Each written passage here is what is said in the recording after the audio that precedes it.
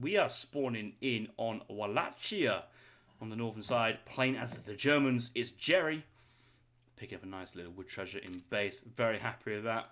His opponent, it's Prinz.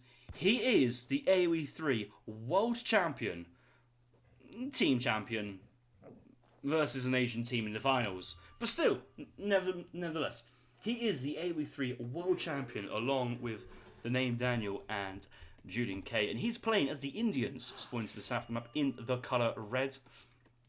Explorers moving around. A lot of what we call the tier 1 treasures spawn on Wallachia.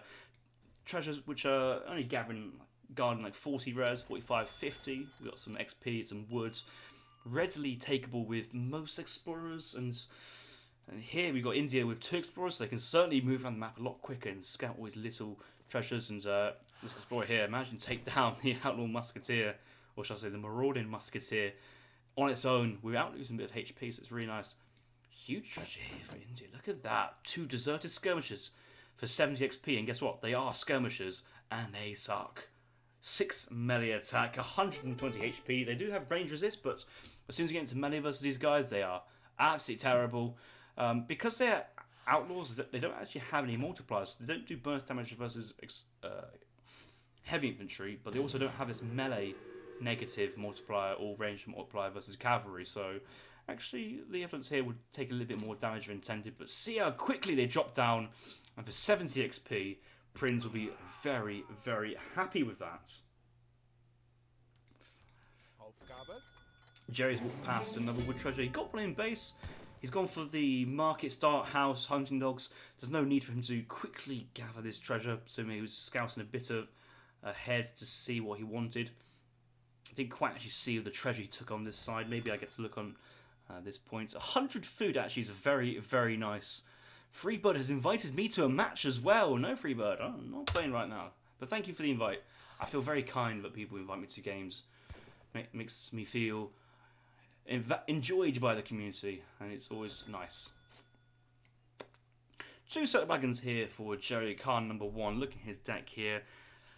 Things that stand out, maybe double gold crates. H2 has 5 Ulans as well, at the expense of potential an extra 1 or 2 cards in the 4th age. Seen a rack of cards like that from Jeri. It feels quite awkward actually that there's not really much going on in the super late game. There's no 6 set of wagons. There's no huge Ulan shipment. I would like to see players try the Ulan to guard Tontonkov Hussar shipment. That seems to be a bit of a power spike if you have a lot of cheap, unupgraded Ulans flying around. So maybe Ace can do a bit of reporting for us on that one and see how it goes.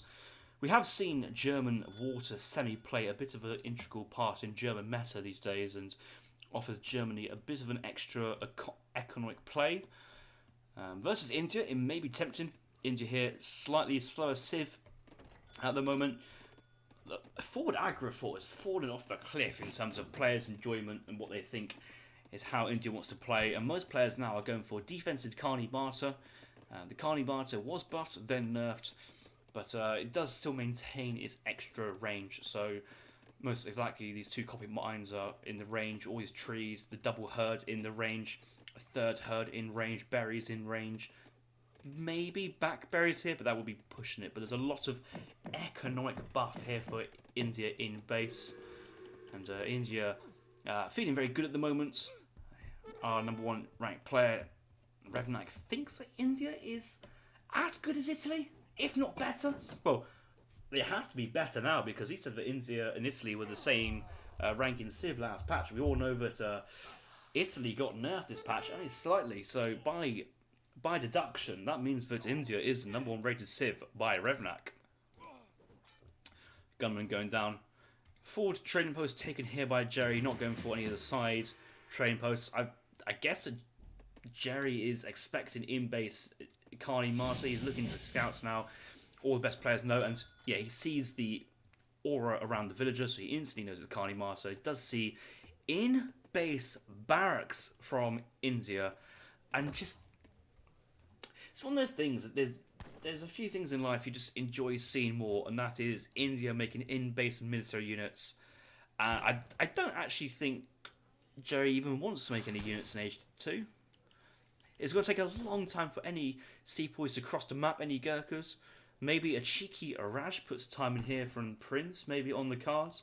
Let's have a look at Prinz's deck. Oh, he is going Rajputs. You know it. But he hasn't actually got 5 Rajputs in his deck, and maybe it's a bit of a weird one, but soon it is time for players to put in the Rajputs in their deck instead of Desert Terror.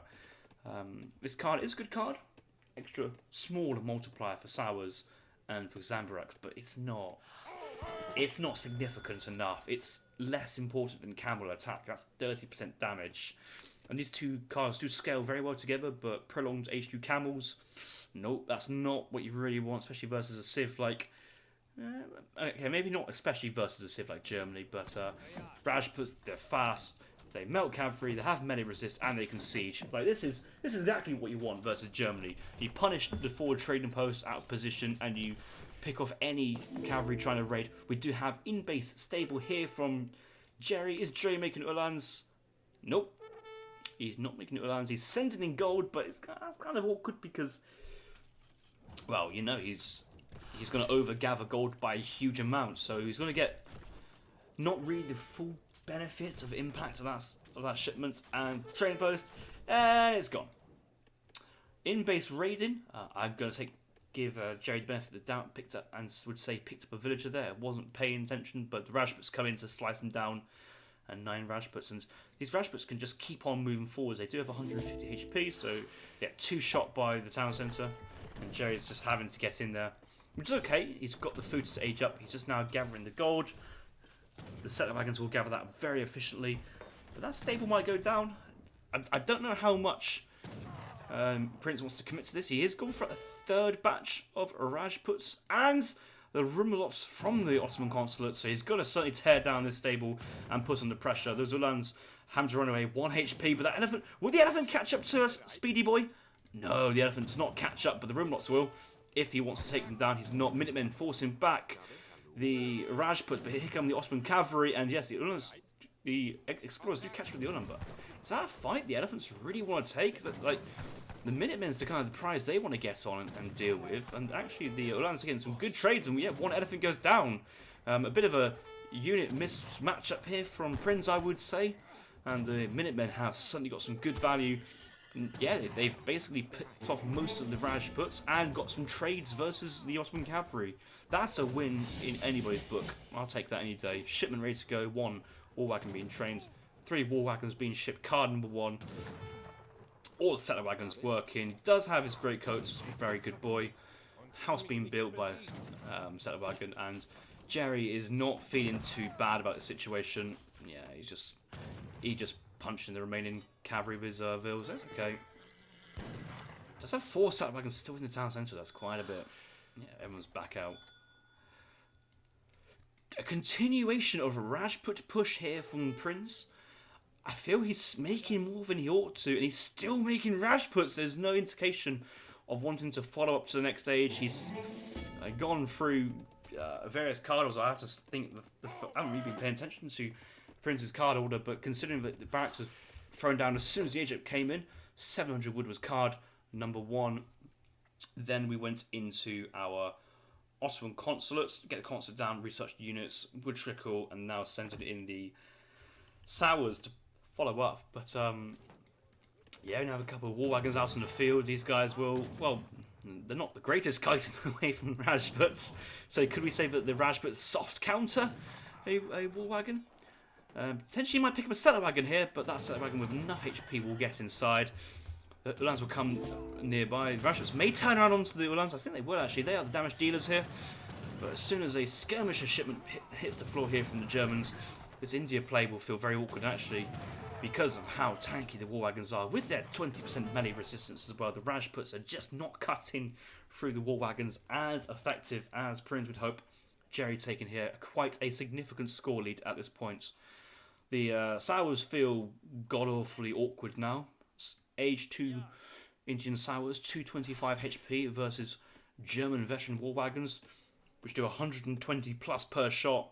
Might just about be a 2-shot kill, but with a 30% range resist, I think it'll be a 3-shotter, but even still, there's 4 war wagons here, so that's a shift-click micro exercise there for Jeri. More Rajputs though, so Jeri can't actually push this and do too much damage, but the economy from Prince is probably pretty decent as well. The economy hasn't suffered, but the tempo has suffered. Going into double Rajputs, Imperial Bureaucracy.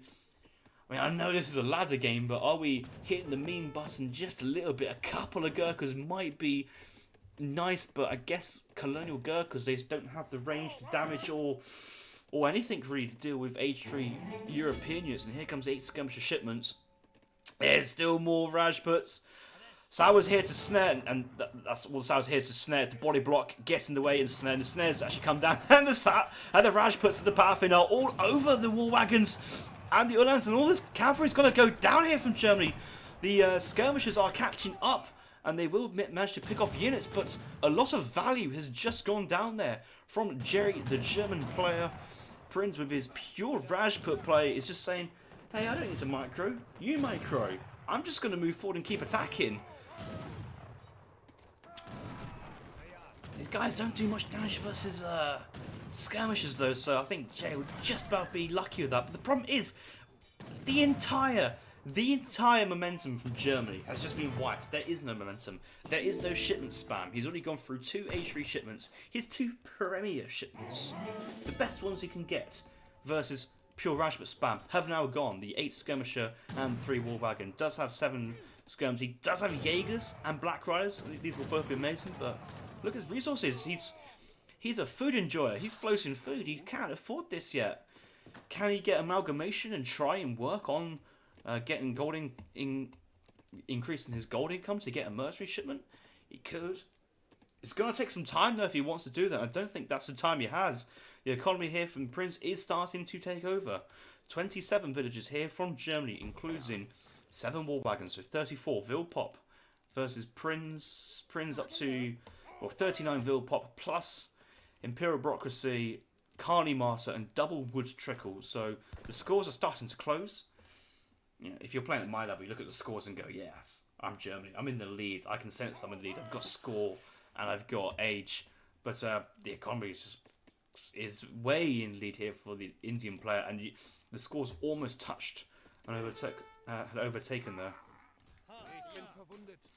Did see Dravidian Martial Arts, and Dravidian Martial Arts, all units, all melee attack, 15%.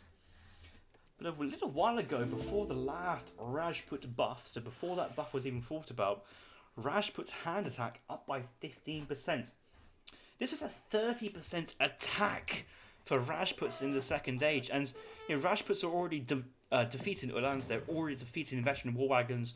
They can probably trade pretty respectably versus double Sonders. I know that's not really a matchup you're going to see often, but with the speed and the mass, if they can get on and keep that skirmisher mass low, is Indian a 100% Rajput Sid? And he's just tapped.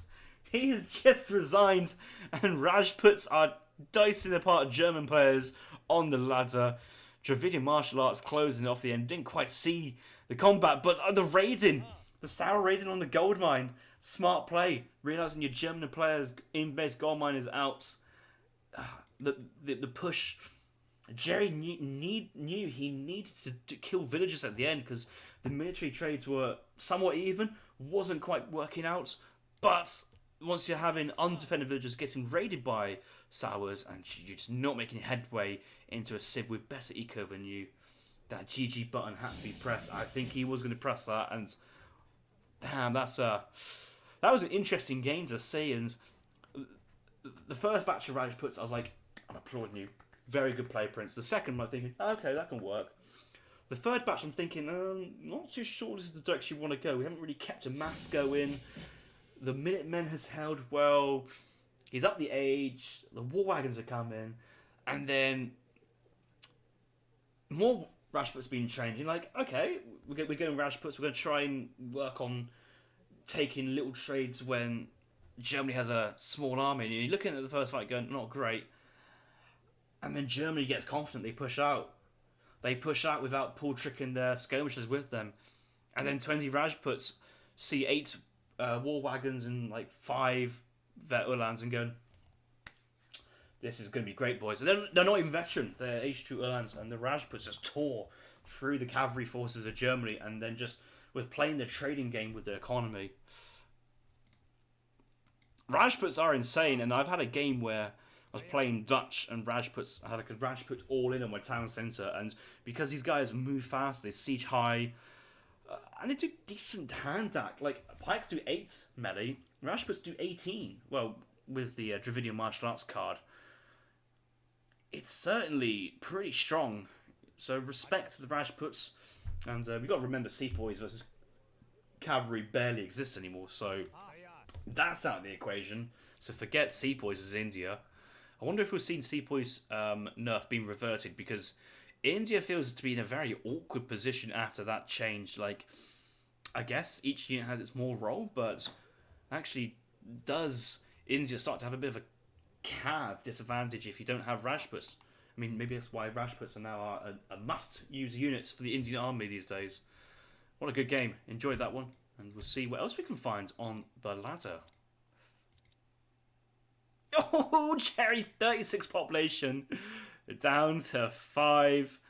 Prinz catching just a 23 Rajputs, or maybe 15 Rajputs and 4 Sours. Yeah, the Sours came in to get the snare on, and then the Rajputs went to work trading away.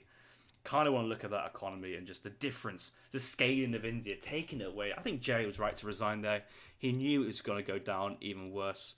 And that end, although he didn't lose actually any villagers, he was going to lose villagers, and Prinz would have realised, pardon me, Jeri would have realised that he was about to lose quite a few villagers. He's already down villager population versus India. It's not great. That's the game.